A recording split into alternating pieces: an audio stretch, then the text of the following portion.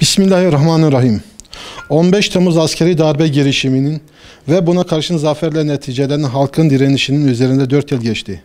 Darbe haberlerinin yayıldığı ilk andan itibaren darbecilere karşı meydanlara çıkan ve sonuna kadar terk etmeyen Van Sivil Dayanışma İnisiyatifi birleşenleri olarak bir kez daha bu girişimi telin ediyor ve halkın zaferini kutluyoruz.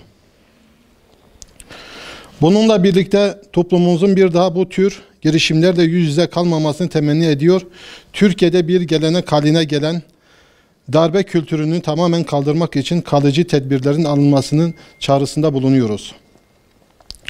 15 Temmuz darbe girişiminin egemen güçlerin açık desteği ve yerel işbirlikçinin taşeronluğunda ülkenin geleceğini ipotek altına alma girişimidir. Bu girişimin asıl amacı küresel emperyalizm, özellikle Türkiye'de genelde İslam coğrafyasında üzerinde egemenliğini sağlamak ve muhkem hale getirmek idi.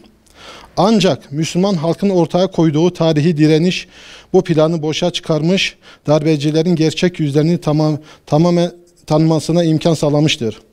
Yapılan ihanet girişimine karşı minarelerde yükselen sedalar bütün farklılıkları ile insanlarımızı cihat ve şehadet aşkıyla meydanlara yek vücut olarak toplamıştır. Egemen güçler ve işbirlikçilerin ülkemiz üzerindeki emellerini Allah'ın yardımı ve halkın destanı direnişi neticesinde gerçekleşmemiştir.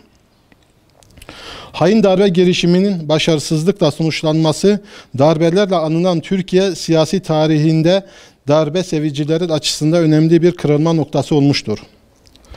15 Temmuz direnişi bir kez daha göstermiştir ki, bütün dünyada olduğu gibi ülkemizde de sivil toplum hareketinin gücü asla azımsamamalıdır.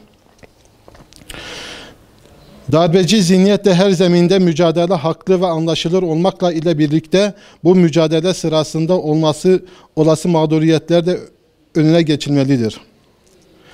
Tarihimizde tecrübeyle sabittir ki dünyada nerede bir darbe yapılmış ise sadece siyasete ve yönetenlere yapılmamıştır. Darbelerin asıl hedefi milletin birliği ve beraberliği olmakla beraber ekonomik olarak ülkeyi zayıflamak, kendi çıkarlarına hizmet etme durumuna getirmektir. Ülke düşmanlarına uşaklık yaparak onur kazanacaklarına inananlar her dönemde zillet tadacak ve onları tutan maşalar da her zaman kırılacaktır. Van Sivil Dayanışma İnisiyatifi. Birkaç tane fotoğraf da alalım istersen.